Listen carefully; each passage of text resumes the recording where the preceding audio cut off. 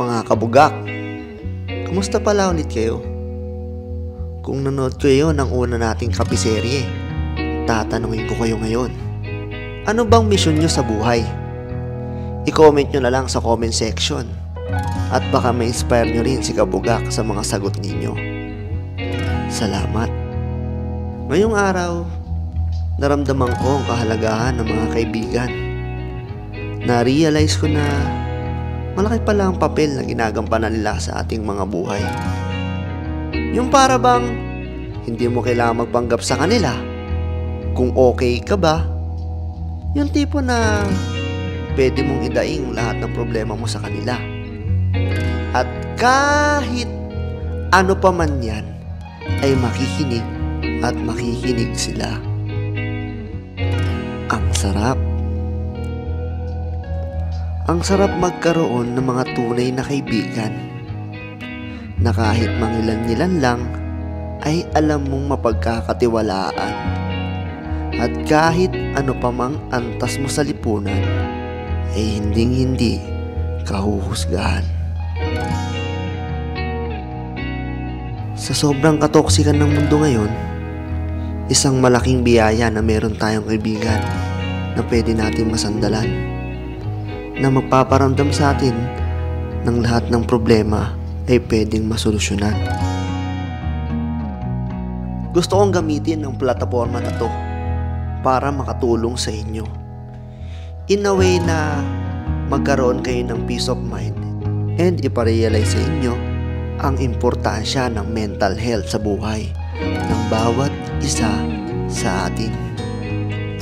Kaya naman, tara at magkape at makipagkwentuhan kasama si Kabugak TV 24/7.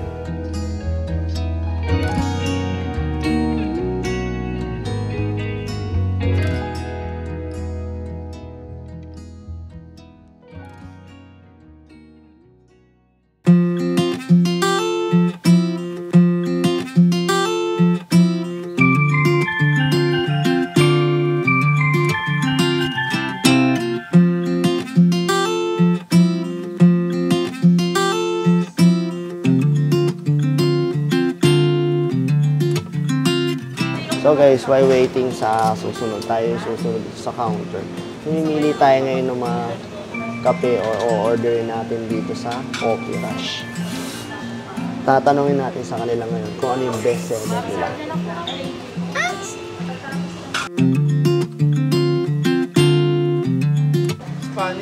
Spanish latte.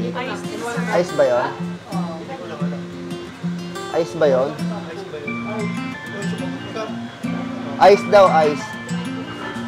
Tapos gusto kong subukan sana yung ito. Yan ang sarap, Korean bun. Korean na ba? Ano yan? Paano? Korean na ba, no? Isa nga ako, Korean na ba, no? Sige, choco mousse. Choco mousse and Korean na ba, no? 1, 2, 3. Dami pera, no? Guarda dino, dami.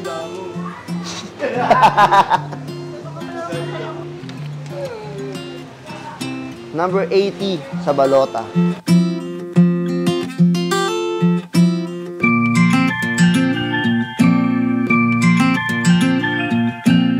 Para pa ganon. Dali. So mga kabuga, alright ang pwestuhan natin dito. Kasi yung mga kasama natin, habang init na init, nakasulob na agad si kabugak dito sa pinakamagandang pwesto dito sa Coffee Rush. Chocolate. Matcha. Spanish.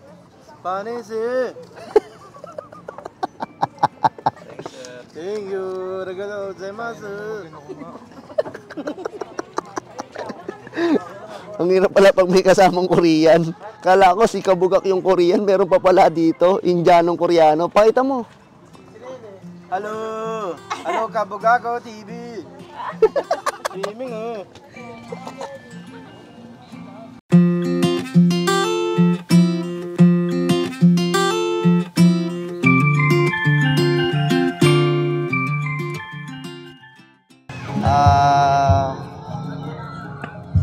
of luck ko lang is lagi akong hihiling kay God kung tama ba tong ginagawa ko.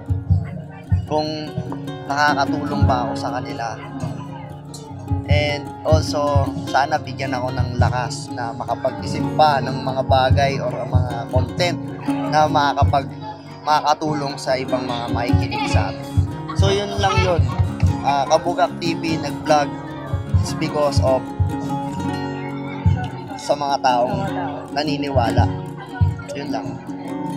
So, ako, meron akong question. Since kape, Ang bibigat ng question. Hindi ka. kaya mo yan. Biglaan, Ano, simple ano, question. Parang gusto ko nang umiyak eh. Sige. Since kape serye to, Oo. bakit ka nagkakape? Nagkakape. Usually kasi ang sagot ng iba ba ay tayo nagkakape is para mabuhayan dugo natin, di tayo antukin. Para lang sa para lang gusto ko lang magkape, gusto ko ng matamis, gusto ko ng mapait. Pero meron akong ibang sagot para dyan.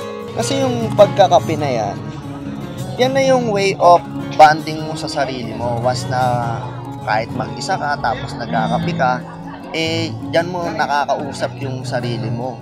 And also, nakakasagap ka ng mga positive vibes dahil nga, katulad ng mga gantong mga lugar, nakakausap mo yung sarili mo and nakakapag-isip ka ng mga bagay na gusto mong gawin.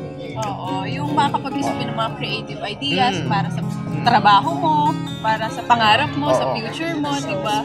So yun nga, nakakapag-isip-isip ka, then iniisip, kasi hindi naman sa lahat ng bagay kasama mo ang kaibigan mo sa pagkakape, di ba? Kung sakaling hindi mo kayanin yung isang bagay nang mag-isa ka lang, nandyan naman yung mga kaibigan, kaya nandito kayo. Wow. Diba? So, yun yung pinaka paano pa kaya kung mag-isa ka nagkakape, na-overcome mo na? Paano pa kaya kung kasama mo na yung mga kaibigan mo nagkakape na may problema din? Di mas maganda yung magiging spirit natin, parang nagsasama-sama tayo and naipag-share natin yung mga pinag-uusapan. Kasi parang nananahimik ka dyan. Nag-enjoy din kasi ako. Ito na siguro yung epekto ng kape. Oo. Kaso lang sa akin kasi iced coffee. Iced coffee. So mamaya... Nag-iisip-isip din ako ngayon. Dami ko naiisip. Oo. Pero ang ganda nitong kape sa area mo, Kabuga. Kasi parang dito sa pag-usap natin, meron tayong nare-realize. Meron tayong parang nalalaman natin kung ano yung gusto mong sabihin, nasa loob mo. Kaya ang ganda. Good job. Para ko kasi may inaantay pa akong tanong galing sa best friend ko eh. Okay. Siguro, ang may tatanong ko na lang sa'yo. Sa ginagawa mo bang to, nararamdaman mo yung saya? Definitely yes. Kasi, iba yung natural na nararamdaman mo pagkakasama ko yung mga naniniwala sa akin habang nag-uumpisa ako dito sa vlogging na to. At lalo na nandito tayo sa kapiserye ngayon, nailalabas ko para sa inyo yung mga dapat nyong marinig. Hindi lang dahil kaibigan nyo o dahil nagpapaka-plastic ako dito, hindi ako nagpapaka-plastic. Nag-i-enjoy ako dahil nakikita nyo rin at nakikita ko rin sa inyo na nag-i-enjoy kayo para sa akin. So yung parang yung atmosphere na parang pag nasa isa tayong globo at nagsasama-sama tayo, hindi tayo mabubuwag. So kung sakali mang isa sa atin ng naging against o kung sakali man dumating o dalawa sa atin na dumating sa punto na ganyan, patuloy ko pa rin bubuuin yung mga pinagsamahan natin. So ang masabi ko lang, masaya ako. Masaya din ako nakasama ko kayo. Ba't parang iiyak? Siyempre, ang ganda kasi ng tanong. Pasensya ka na. Parang paluha na rin ako eh. Duda ako sa'yo. Diyan napapasok kasi yung nangyayari talaga yan. Nangyayari at mangyayari. Ganun talaga eh. Mangyayari at Syempre, mangyayari. hindi lang para sa akin hindi lang masaya ka, pero minsan nakakaranas ka rin ng lungkot, kaya dinadaan mo sa pagbablog, di ba?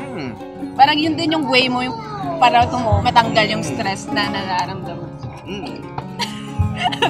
Yung way na ganyan, normal eh. Kumbaga, oo, dumadating tayo sa, yung point na malungkot tayo. Tapos, dinadaan ko na lang sa vlogging yung mga nangyayari sa akin sa buhay, then ayaw kong i-share na ipakita yung vibe sa inyo na bakit ako malungkot. Ba, makikita nyo pa rin sa akin na masaya ako, diba? Diba? May kanya-kanya naman tayong kwento ng buhay. Nasa sa'yo yan kung dadalhin mo yan. Pagka may kinaharap kang tao at maibigay mo sa kanya yung vibes na negative, di ba parang ang pangit naman. So dapat si Kabugak, pag humarap sa inyo, hindi kayo mabibigyan ng negative vibes na galing sa akin. Kasi para sa akin, no hate, more love. Wow! Pero dun sa sinabi mong yun, somehow tama yun, pero somehow mali. Yung sinabi mo na si Kabugak may problema pero hindi mo sabi pinapakita. Siguro bilang kaibigan mo, syempre ayaw naman namin na sarilihin mo yung problema mo. Kung pwede naman natin pag-usapan, malay mo mabigyan ka pa namin ng tamang pagtrato sa usapan.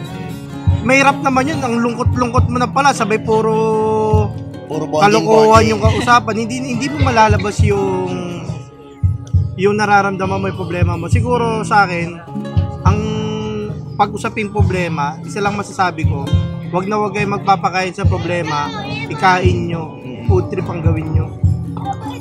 Ako kaya ganun yung naging sagot ko sa inyo. Kasi may mga problema na kaya kong solusyonan sa sarili ko. So, yan kasi yung parang tinatawag na pagiging matured mo eh. Kumbaga, kailangan mong gumawa ng solusyon para sa sarili mo nang hindi mo kailangan i-share sa iba. Meron kasing may negative impact din pagka sinishare mo yung problema mo. Kasi minsan may mga tao na kapag sinabi mo yung problema mo, mas lalo ka nilang binibigyan ng ibang vibes na bibigyan ka nila ng lungkot. Ay, ganito na pala nangyayari sa'yo, di ba yung lungkot mo? Bumabagsak ka na sa mga work mo, kaya sa career mo. Parang may something na may masaya, parang negative na pwedeng tignan mo, ang saya-saya mo, tapos ngayon pala namang problema ka. Hindi, may gano'n kasing tao eh, nakakala mo dadamayan ka, yung pala pagpipiestahan ka lang. So usually naman sa mga kilala nyo naman ako, di ba? Pagka talaga may problema ako, sinishare ko sa inyo. Alam nyo naman yung kwento ko, di ba? Ay, takay. Nasa kanina kita eh. Ha? Pasensya ka na, ha? Alam mo sa akin kasi, nag-enjoy ako sa Sa lungkot. Oo, sa lungkot. Baliktad akong tao. Masayahin ako sa labas, may problema ako.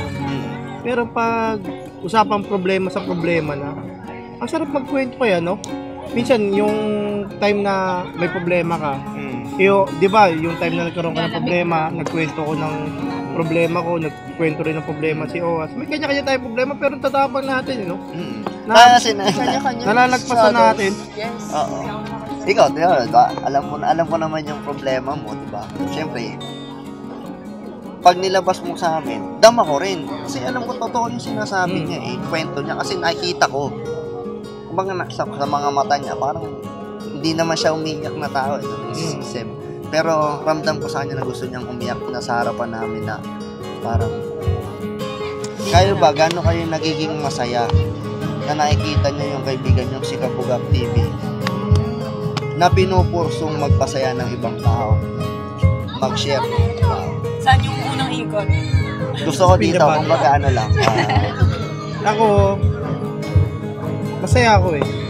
Nararamdaman ko yung gigil mo para sa pangarap mo yung pagpasok sa vlog.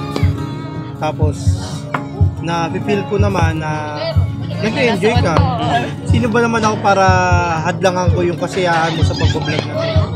Ang ko lang, napapaisip na lang ako na kung sakaling maging busy ka, siyempre darating at darating yun.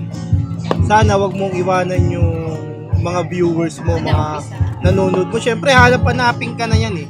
Kumbaga nasa sistema ka na ng weekly kanila makikita. Kaya kung yun sa mga subscriber, sharer, top fan, tsaka supporters mo, masaya ako na, feeling ko masaya rin sila eh. Masaya sila sa ginagawa mo. Ikaw.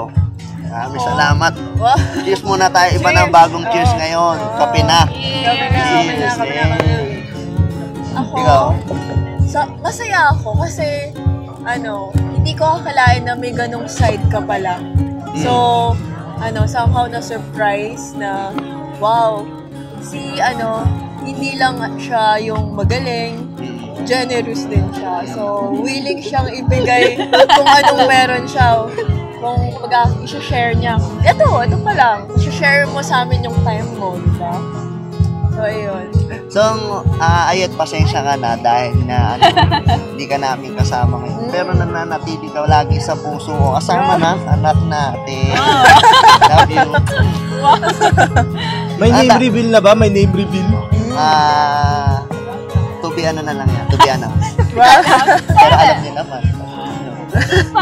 Wala, di nila alam si O. Sila Nag-start sa letter M. Alam, okay, alam. Ikaw, ano naman na ano? Ano yung question?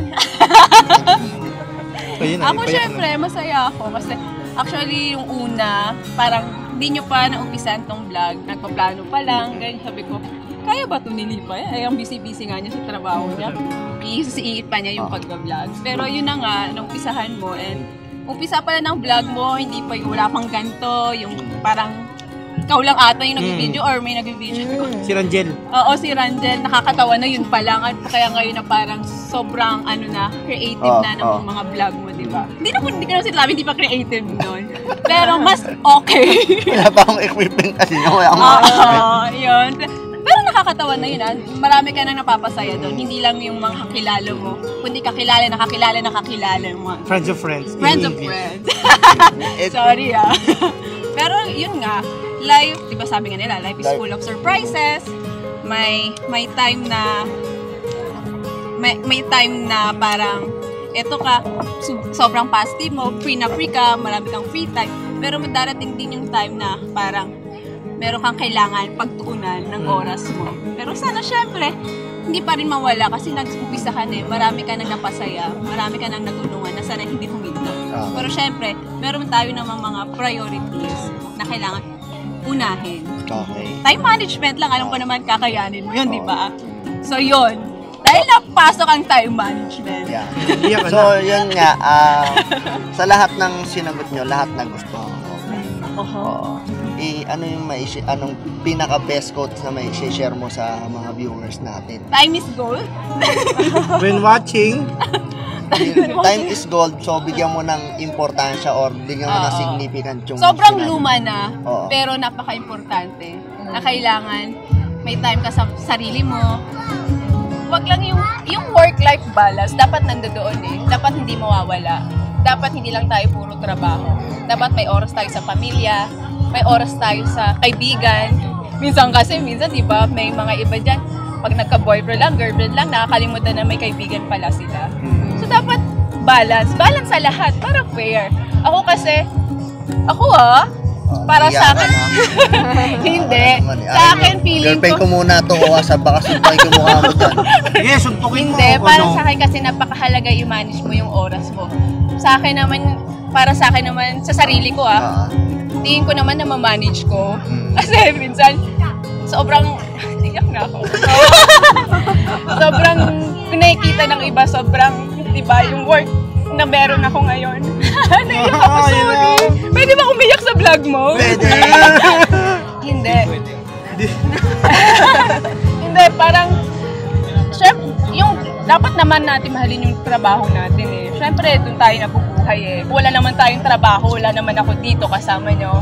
Diba? Wala akong pera, wala akong panggala, wala akong pangtulo, wala akong pang sa mga expense ko. Kaya mahalaga rin naman yung trabaho. Syempre, yun. Pero syempre, para sa akin, kailangan health pa din Okay. Yung mental health ko, lalo na yung mental health ko.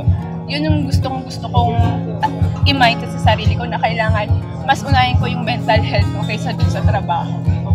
Ayun. Sarili ko. Marami tayong kailangan i-manage na time sa trabaho, sa pamilya, sa kaibigan, sa sarili. Pero syempre, wag natin kakalimutan. Pinaka-number one, yung health. Time is gold with health. Bago na ngayon. Marami tayong stress sa trabaho. Pero hanggat kaya nating i-control yung mga stress yung mga problema. Ba't ka, may tanong lang ako additional. Bakit ka tuwing nai-stress ka, is Umiiyak. idinadaan mo sa iyak? Para malabas ko. Ako kasi yung taong hindi ko kayang nasa loob lang. Kailangan nilalabas ko. Yung iba sabi, minsan, nakakayarap na iyakin, balat sibuyas. Di ba may mga ganun. Pag naririnig ko yun, nasasaktan ako. Nasasaktan ako na ba yan? Napakahina naman itong tao. Parang, Na-judge. oo, na-judge na. Kaya minsan nakakahiya na i-share mo yung problema mo, yung stress mo sa ibang tao, lalo na sa mga hindi nakakilala sa'yo.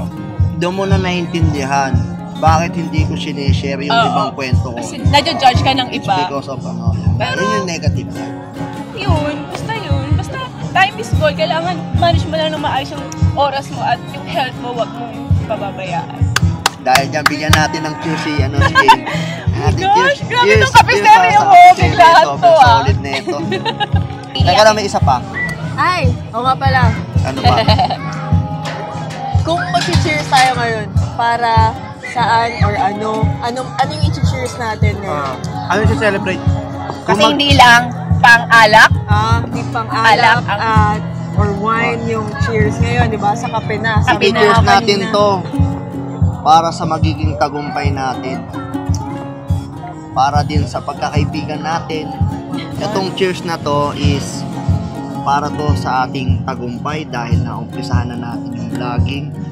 Para din sa tagumpay na kahit papaano nakakapagbigay na tayo ng thoughts isa't isa at sa ibang mga taong nanonood sa atin. At higit sa lahat, itong cheers na to is para sa ating journey.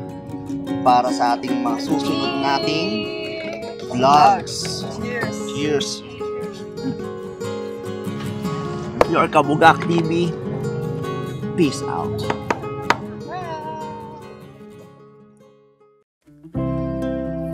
So mga kabugak, sana naipakita ko sa inyo ang kahalagahan ng mga kaibigan sa episode na to, na kung paano sila makatulong sa mental health natin.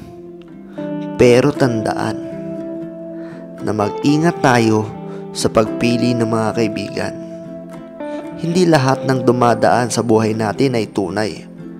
Alam niyo na kung anong ibig kong sabihin.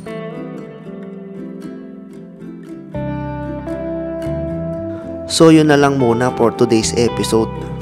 At magkita-kita tayong muli sa susunod na Kape Serye.